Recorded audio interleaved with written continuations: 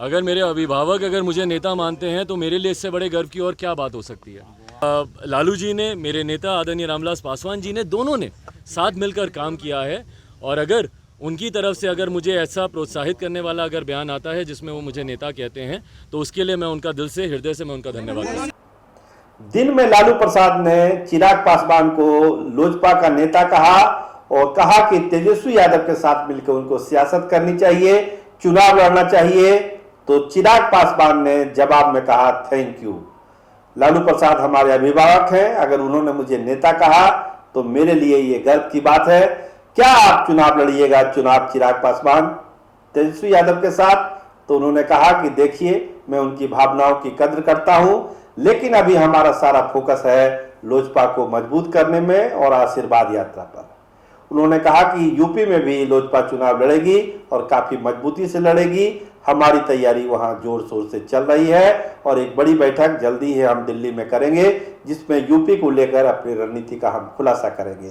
तो लालू यादव के ऑफर को उन्होंने थैंक्स करके स्वीकार किया, लेकिन अपने पत्ते नहीं खोले कि तेजस्वी यादव के साथ वो चुनाव लड़ेंगे या नहीं लड़ेंगे। केवल उन्होंने कहा कि उनका सारा ध्यान अभी आशीर्वाद यात्रा पर है, इसलिए इन सब बातों पर अभी कहना कोई जल्दबाजी होगी। तो सुनिए क्या क्या कहा चिराग पासवान ने। नेता है, लीडर है। भाई, अगर मेरे अभिभावक अगर मुझे नेता मानते हैं तो मेरे लिए इससे बड़े गर्व की और क्या बात हो सकती है। मेरे पिताजी, मेरे नेता आदरणीय रामविलास पासवान जी के सहयोगी रहे हैं, साथी रहे हैं।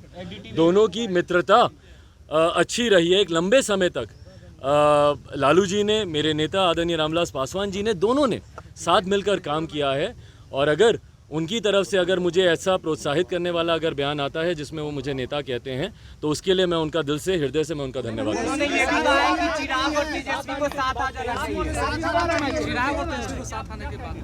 मैं उनकी भावना का सम्मान करता हूं और आज की तारीख में जिस तरीके से मैं अपनी एक आशीर्वाद यात्रा पर निकला हुआ हूं, मैंने बार बार इस बात को कहा है कि मेरी प्राथमिकता आज की तारीख में आशीर्वाद यात्रा है।